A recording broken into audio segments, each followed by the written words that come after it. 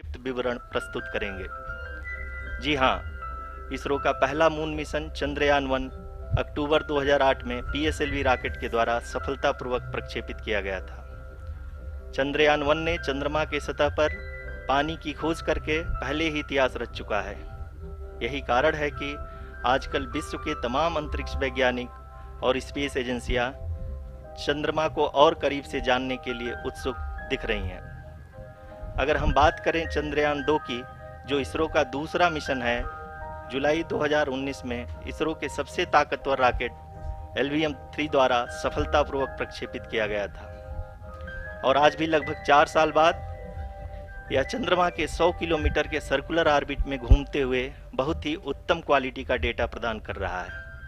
Mission के प्रारंभ में इसकी आयु 1 साल निर्धारित की गई थी, परंतु LVM-3 द्वारा बहुत ही सटीक इंजेक्शन और मिशन मैनेजमेंट की वजह से चंद्रयान-2 काफ़ी लंबे समय तक कार्यरत रहेगा। अब तक चंद्रयान-2 चंद्रमा के लगभग सभी भागों का चित्र ले चुका है। इसका एक बहुत ही महत्वपूर्ण पेलोड OHRC यानी कि ऑर्बिटर हाई रेजोल्यूशन कैमरा विश्व का सबसे बेहतरीन कैमरा है, जो कि चंद्रमा के सतह का लगातार पिक्चर भेज रहा है। अब मैं ROC जी से निवेदन करूंगा कि वो आप लोगों को इसरो के वर्तमान मिशन चंद्रयान-3 के बारे में बताएं। अभी आपने मिश्रा जी के द्वारा सुना इसरो के अब तक के लूनार मिशंस का विवरण। अब चलते हैं towards Chandrayaan-3, the follow-up mission of Chandrayaan-2, which has been designed to accomplish our mission goals. The primary objective of Chandrayaan-3 mission is the demonstration of safe and soft landing on the lunar surface. This demonstration is a critical aspect for ISRO's future interplanetary missions. In addition to this, the mission objectives also include demonstration of roving capability and conduction of in situ scientific experiments on Moon's surface.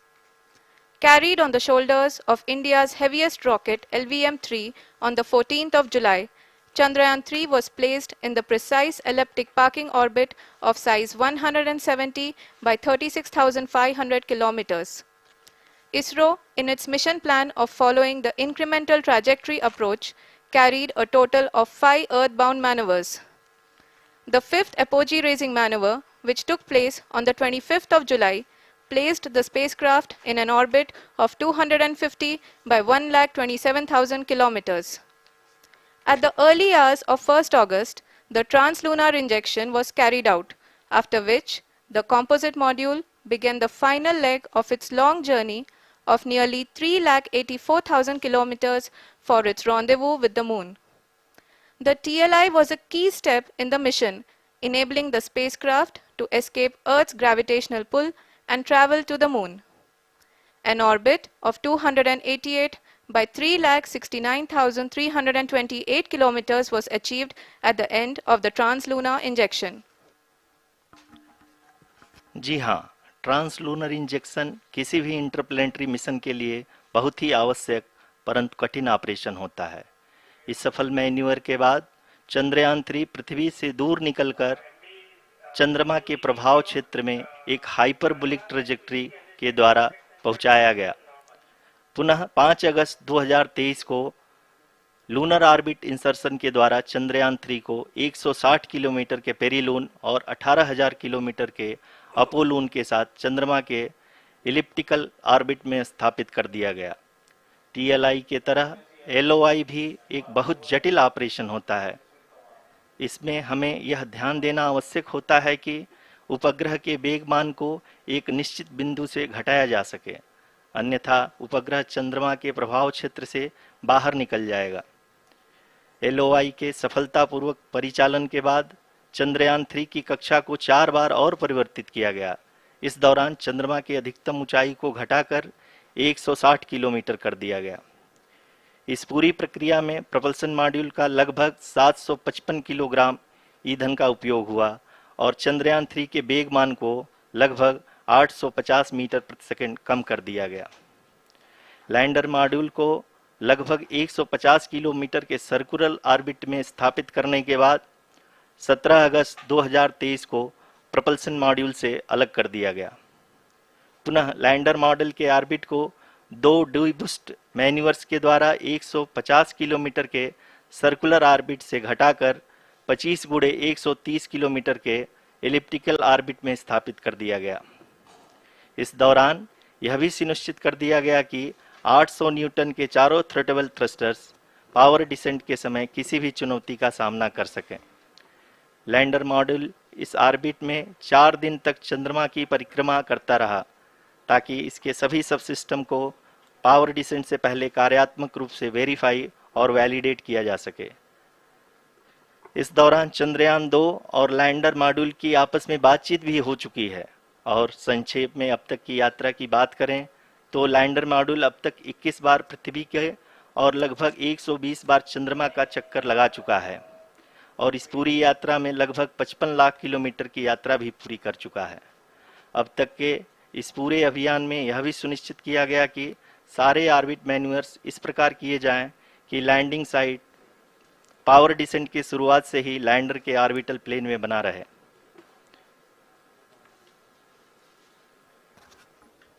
Make it further complicated. That is true indeed. We have arrived at the crucial juncture wherein the orbit plane contains the desired landing site at the start of powered descent. We are also happy to announce that live images from the Chandrayaan-3 lander imager camera is being received continuously. The demonstration of soft landing on the moon's surface is no ordinary feat due to the innumerable challenges and complexities involved. The lander velocity has to be killed from nearly 6,048 kilometers per hour without any aid from the thin and tenuous moon's atmosphere. The lunar dust at the time of landing and the craters and boulders scattered over the moon's surface make it further complicated to achieve this. The new and improved Chandrayaan-3 design has been built after envisaging all the scenarios which the lander module can encounter. With several software improvements, provision for full-level redundancies, a plethora of special tests, namely the integrated hot test, integrated cold test, and lander leg drop tests were carried out for the lander module.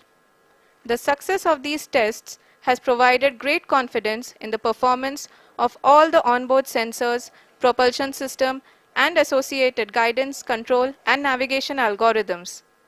The key findings during the tests have enabled to improve the overall system performance.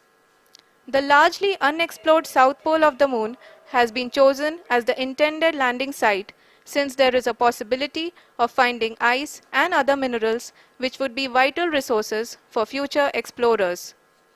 Apart from continuing investigations pioneered by Chandrayaan-1 and Chandrayaan-2, the Chandrayaan-3 mission will also provide invaluable data to the science community around the world. Let us give our viewers a glimpse on the configuration of Chandrayaan-3 mission.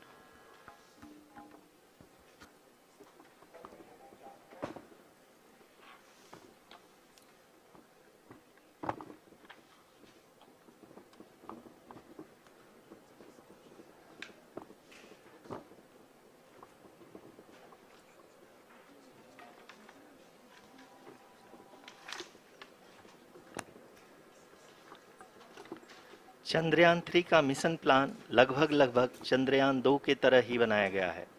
यहाँ यह भी सुनिश्चित किया गया है कि चंद्रयान 3 को rocket से अलग होने से लेकर के चंद्रमा के निकटतम कक्षा में स्थापित होने तक सारी गतिविधियाँ चंद्रयान 2 के तरह ही हों। और अब हम यह कह सकते हैं कि यह प्लान पूरी तरह से 100% सफल रहा। हालांकि लैंडर मॉड्यूल के सेंसर्स और प्रोपल्शन सिस्टम को इस तरह से मजबूत किया गया है कि लैंडर पावर डिसेंट के समय किसी भी आपदा से बाहर आकर के मिशन के मुख्य उद्देश्य को पूरा कर सके। इस क्रम में लैंडर के मुख्य सेंसर्स कारा, लासा, LHBC, LDV और LHDAC का कार्यात्मक परीक्षण भी किया जा चुका है। LDV जो कि पूर्णतः स्वदेशी तकनीकी से बनाया गया एक नया सेंसर है, इसका मुख्य कार्य लैंडर के वेलोसिटी को तीनों अक्षों में कंप्यूट करना है। पावर डिसेंट के दौरान लैंडर के सटीक पोजीशन और वेलोसिटी का ज्ञान होना बहुत ही आवश्यक है।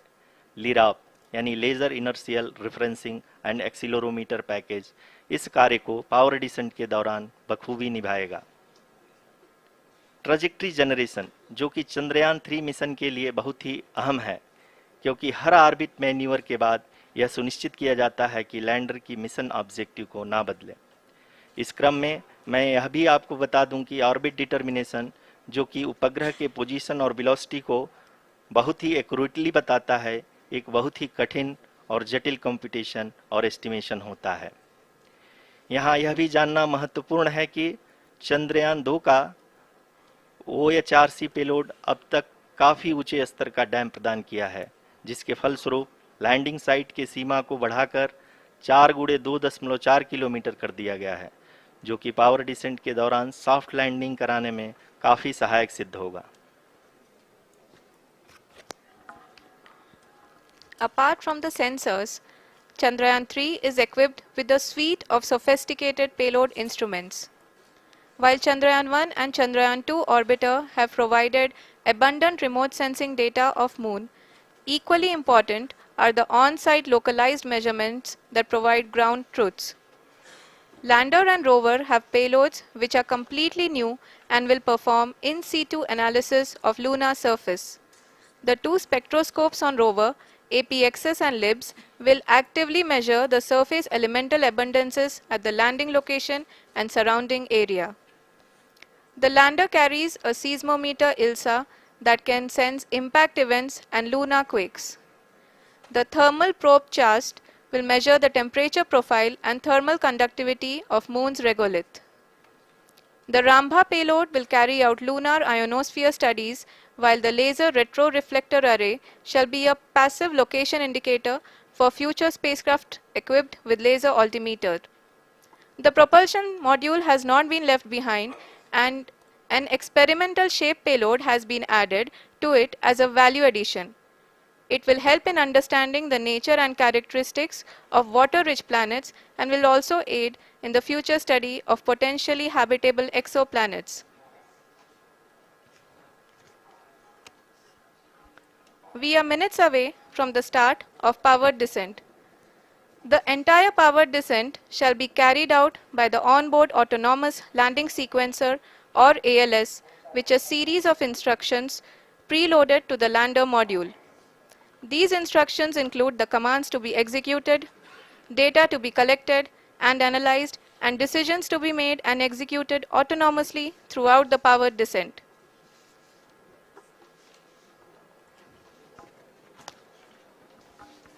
जी हाँ, अब हम पावर डिसेंट के बहुत ही करीब आ चुके हैं। हम आपको बताते चलें कि पावर डिसेंट को कुल 4 चरणों में बांटा गया है। सबसे पहले आता है रफ ब्रेकिंग फेज, जिसमें लैंडर की ऊंचाई को चंद्रमा की सतह से 30 किलोमीटर से घटाकर 7.4 किलोमीटर कर दिया जाएगा।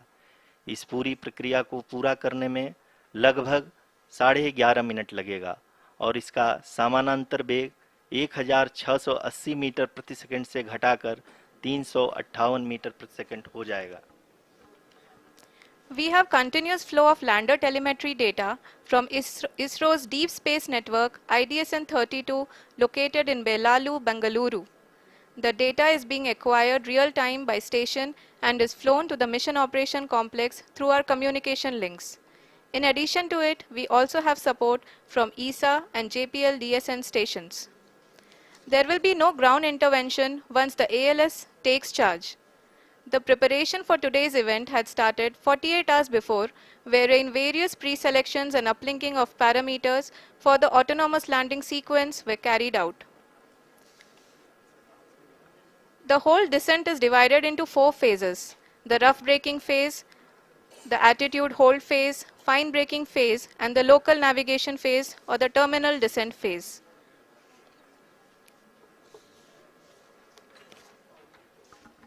जी हाँ, एटीट्यूड होल्ड फेज, जो कि पावर डिसेंट का दूसरा चरण है, एक बहुत ही महत्वपूर्ण फेज है।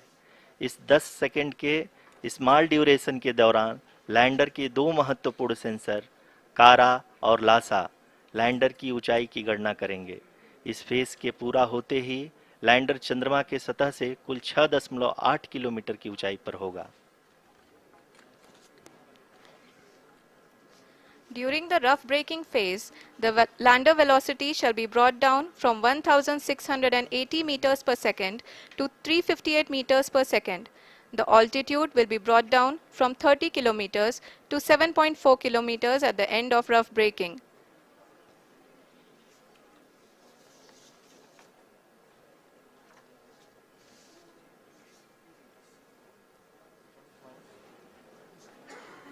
Currently, we can see the scientists are analyzing the lander data.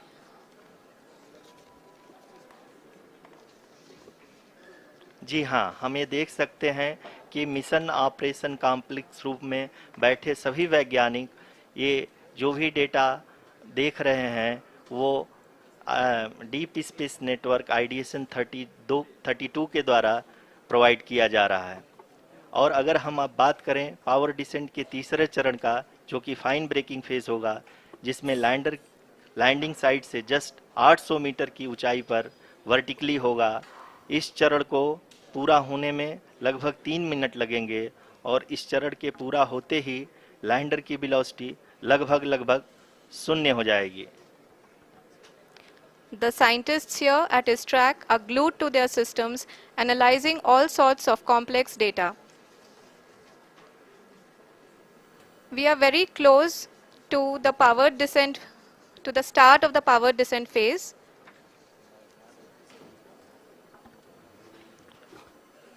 जी हाँ, अगर हम अब बात करें पावर डिसेंट के चौथे और अंतिम चरण का, जो कि लोकल नेविगेशन फेज या टर्मिनल डिसेंट फेज भी कहा जाता है, इस दौरान लैंडर के 2 इंजन बंद कर दिए जाएंगे और लैंडर के सेंसरों द्वारा इसके हाइट और वेलोसिटी की गणना इनर्शियल नेविगेशन को भेज दिया जाएगा। इस दौरान लैंडर 150 मीटर की ऊंचाई को प्राप्त करने के बाद कुल 131 सेकंड लगाएगा। इस पड़ाव पे आने के बाद पुनः लैंडर 22 सेकंड के लिए हॉवरिंग करेगा।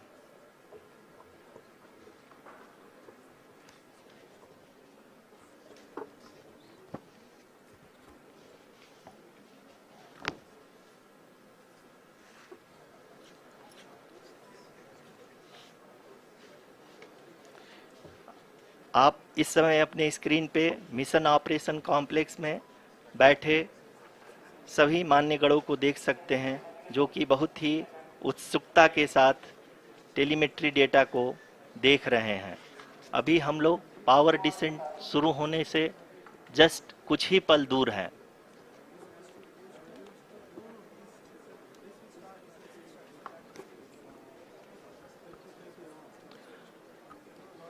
पावर डिसेंट शुरू होने में लगभग 30 सेकंड ही बचा है और हमको ये सारे data mission operation complex room में आईडीएसएन 32 के द्वारा, जो कि लगातार लैंडर के कनेक्शन में बना हुआ है, प्रदान कर रहा है। Dear viewers, the pivotal power descent has begun and the lander module is propelling towards the moon's surface along the intended trajectory.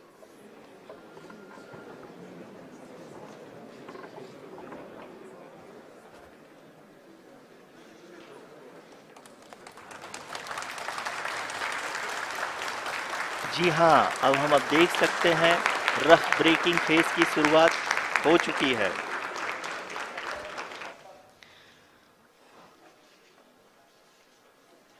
During this rough braking phase, the lander velocity shall be brought down from 1680 meters per second to 358 meters per second. The altitude will be brought down from 30 kilometers to 7.4 kilometers at the end of rough braking. All this in the duration of 690 seconds or 11.5 minutes. Currently, the Laser Inertial Reference and Accelerometer package (LIRAP) is aiding in the navigation. जी हाँ, अभी आप अपनी screen पे देख सकते हैं कि lander अब तक कुल 191 किलोमीटर हॉरिजेंटल दिशा में चल चुका है और अभी तक इसकी वेलोसिटी लगभग 31 किलोमीटर बनी हुई है।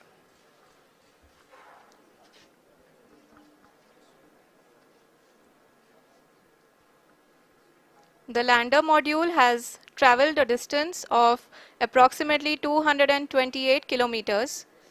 The complete downrange that will be traveled during this phase shall be nearly 713.5 kilometers.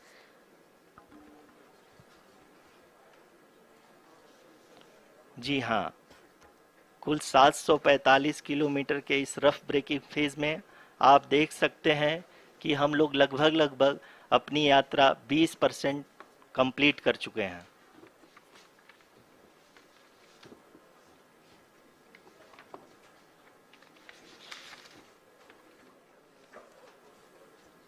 Power descent की यह शुरुआत हम कह सकते हैं कि बहुत ही सटीक और सधी हुई है, जिसमें लैंडर अपने वेगमान को अनुमानित तरीके से घटा रहा है।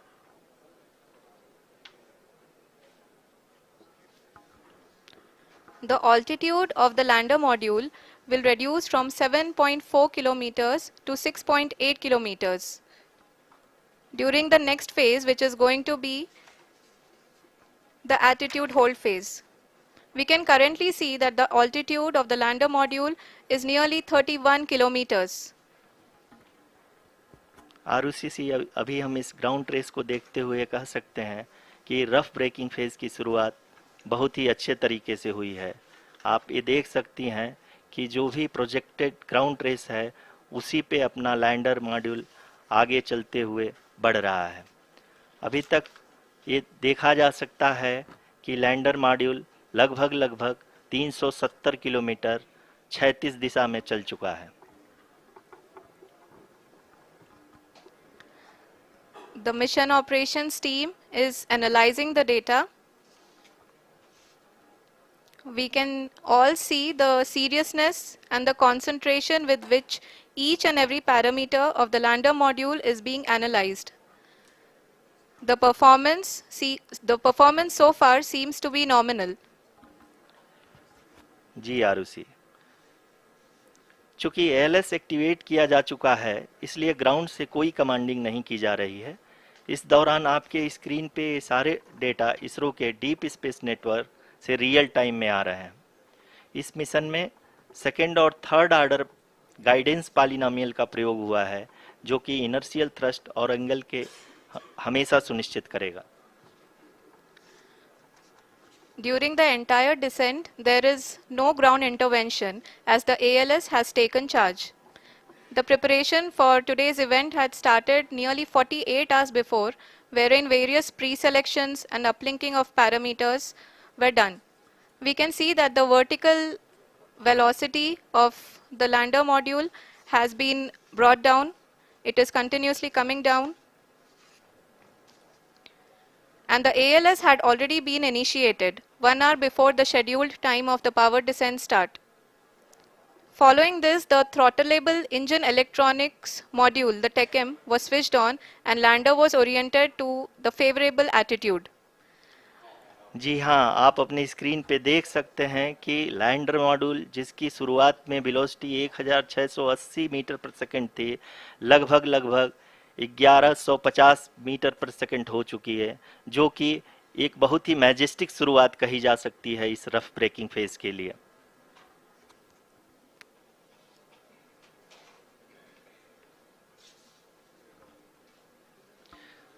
यहाँ पे मैं आपको ये भी बताते चलूँ कि आप अपने स्क्रीन पे देख सकते हैं कि द लैंडर मॉड्यूल का आल्टीट्यूड धीरे धीरे अब कम होता हुआ दिख रहा है, और जो कि एक्सपेक्टेड भी है।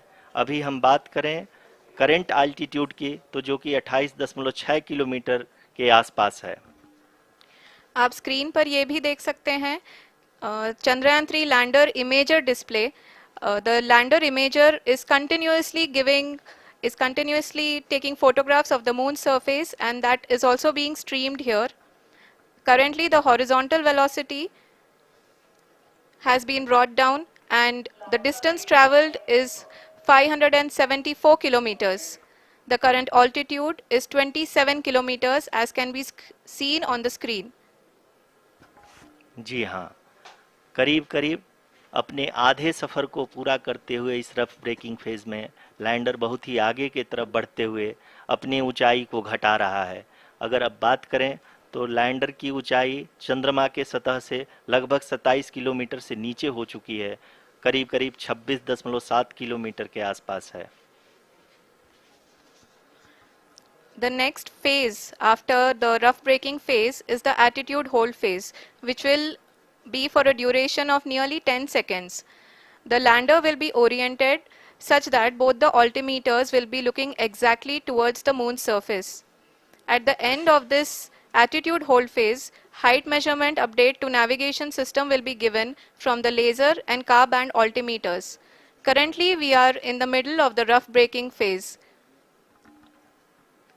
जी हाँ, अगर हम ध्यान से देखें तो लगभग 8 मिनट की यात्रा के बाद लैंडर अपनी हॉरिजेंटल वेलोसिटी को लगातार कम करते हुए अपनी ऊंचाई, अभी की ऊंचाई के समय 24 किलोमीटर की ऊंचाई प्राप्त कर चुका है।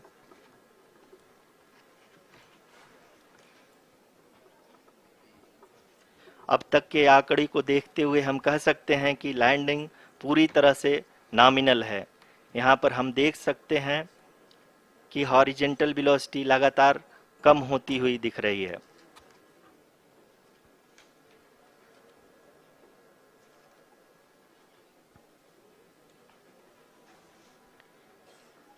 The altitude of lander from ground is currently 22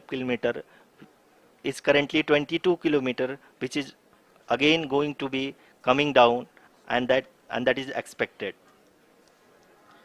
For the viewers who have joined now, we are in the power descent phase, and we are in the rough braking phase, which is the first phase of the power descent. We have currently traveled a downrange of 697 kilometers, and the downrange that has to be traveled during this phase is 713.5 kilometers. जी हाँ, अभी आप देख सकते हैं कि lander की horizontal velocity लगभग 720 metre प्रति सेकंड हो गई है। लगभग हम ये कह सकते हैं कि 900 मीटर प्रति सेकंड वेलोसिटी को कम किया जा चुका है।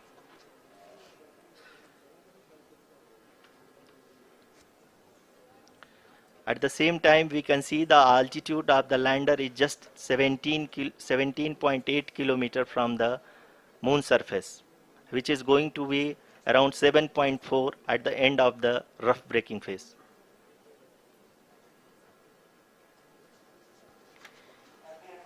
इस फेज के बाद हम जाएंगे towards the attitude hold phase, where we will be expecting sensor update from the laser and car band altimeters.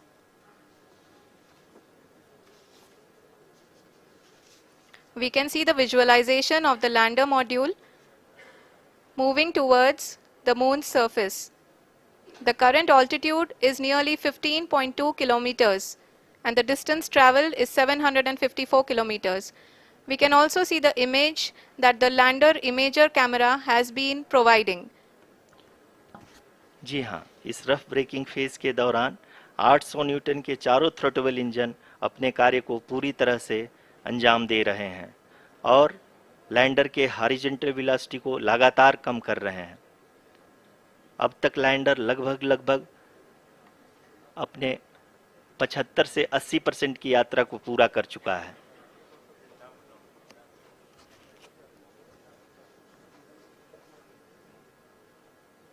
After the rough braking and the attitude hold phase, we shall be having the fine braking phase, which will continue for nearly 3 minutes.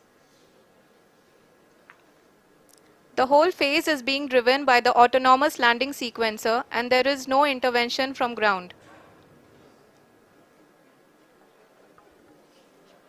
जी हाँ आरुषि, अभी आप अपनी screen पे देख सकती हैं कि जो करंट आल्टीट्यूड है चंद्रमा के सतह से लगभग 10 किलोमीटर के आसपास है। जी हाँ, हम अपने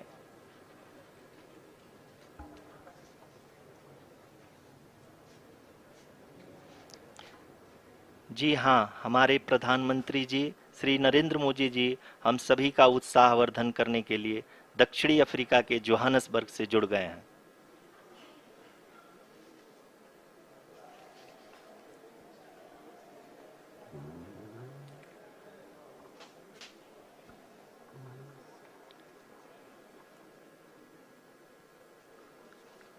Yes, we are privileged to have with us Honorable Prime Minister of India, Shri Narendra Modi ji, who has joined us from South Africa's Johannesburg to encourage us.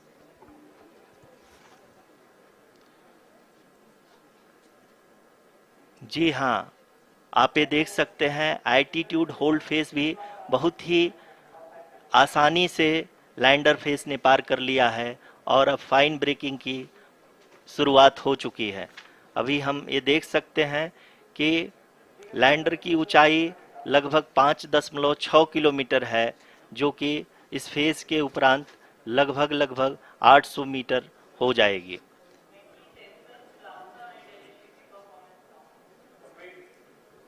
We can hear from the mission operations team that the sensors are performing nominally, and we are currently in the midst of the fine braking phase, which is going to continue for 3 minutes, and the altitude is going to be reduced to nearly 800 meters at the end of this phase. जी हाँ, जैसा कि आरुषि जी ने बताया कि लगभग 3 minute के उपरांत lander की हाइट लगभग 800 मीटर वर्टिकली होगी और यहाँ पे लैंडर की horizontal velocity, vertical velocity, even down range भी लगभग शून्य होगा। We can see the visual of the lander module, and we can see that the downrange traveled is nearly 831 kilometers.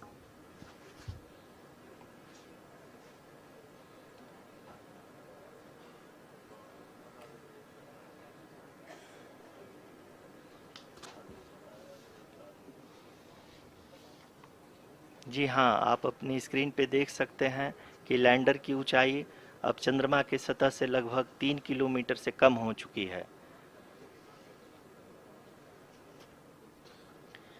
We are very close to the moon's surface, nearly 2.6 kilometers as we can see.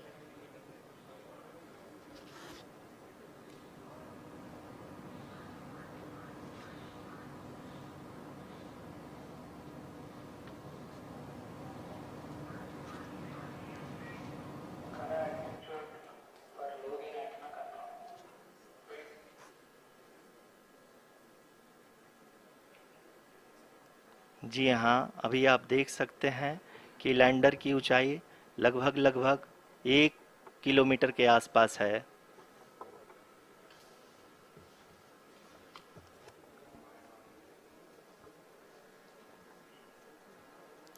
We are nearing the final phase of the power descent,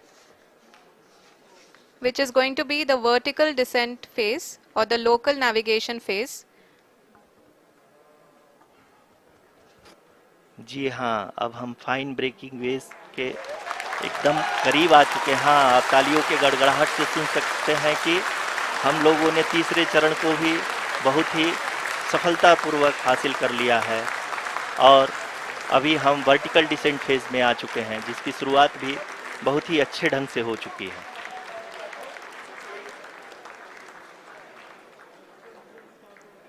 Lot of applause indicates that till now the performance has been nominal. We are in the vertical descent phase 1.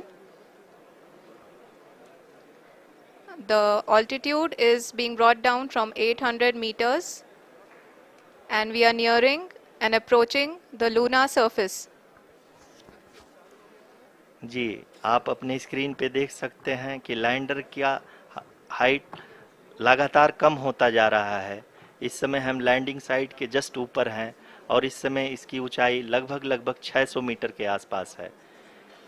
इस phase के दौरान लगभग 150 metre के ऊंचाई पे पहुंचने के बाद लैंडर अगेन लगभग 20 से 22 सेकंड के लिए हॉवरिंग करेगा। We are above the landing site. The horizontal as well as the vertical velocity is now being constantly reduced, and the lander module has begun its descent towards the landing site.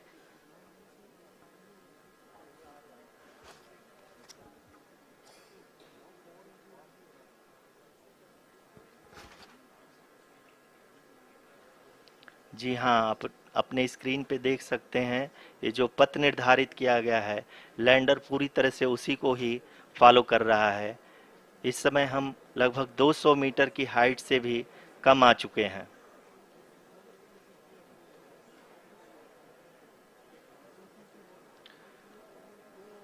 अब हम ये देख सकते हैं कि हम लगभग 150 metre की ऊंचाई पे हैं चंद्रमा के सतह से।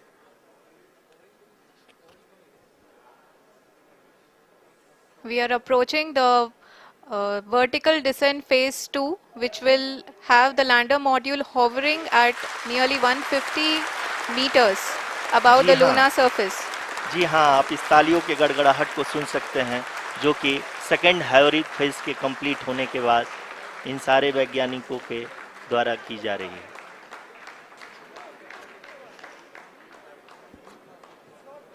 जी हाँ, आप अगर फिर से ध्यान से देखें तो एल्टीट्यूड पुनः कम होता जा रहा है। अभी हम लोग लगभग 135 मीटर की ऊंचाई पे हैं। The sensors that are updating at this point are providing confirmation of the safety of the landing site. As expected, the retargeting is going on and this is a very good signature for the lander. अभी आप ये देख सकते हैं कि lander की ऊंचाई लगभग 65 मीटर के आसपास बची हुई है।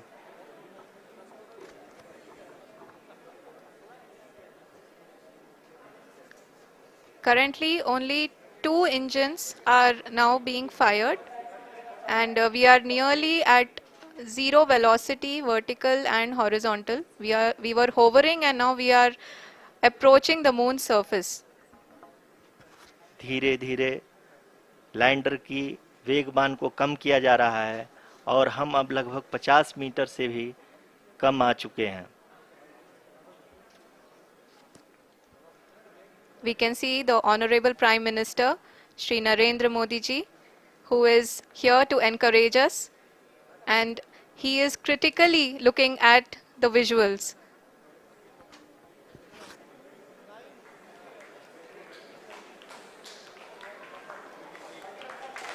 जी हाँ, आप अपने स्क्रीन पे देख सकते हैं कि हम lander module People are applauding. Let lander us all module wait to hear from the Secretary Department of Space and Chairman ISRO, Shri S. Somnath. Lander module पूरी तरह से सेफली और सॉफ्टली चंद्रमा के सतह पे लैंड हो चुका है। ये हम लोगों के लिए बहुत ही गर्व की बात है। हिंदी में एक कहावत है कि चंदा मामा दूर के, लेकिन अब हम ये कह सकते हैं कि चंदा मामा अपने घर के। बहुत ही उम्दा. The hard work of the entire ISRO community has come to fruition.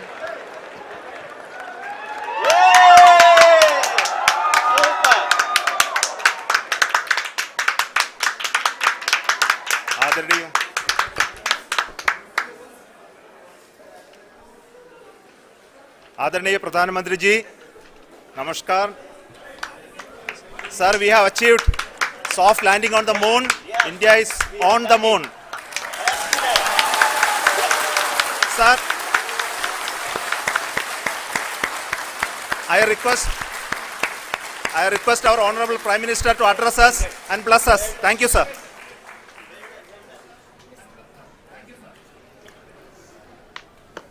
मेरे प्यारे परिवारजनों,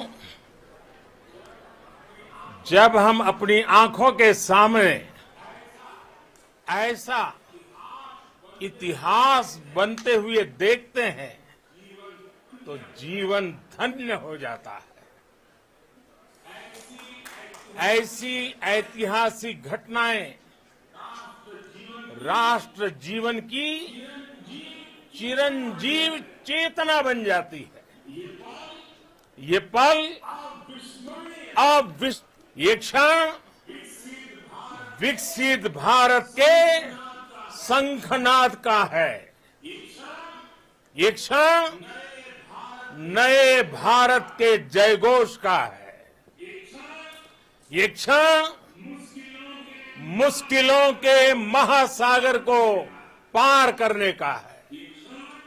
ये क्षण जीत के चंद्र पथ पर चलने का है। ये क्षण 140 करोड़ धड़कनों के सामर्थ्य का है। ये क्षण भारत में नई ऊर्जा, नया विश्वास, नई चेतना का है। ये क्षण भारत के उदयमान भाग्य के आह्वान का है।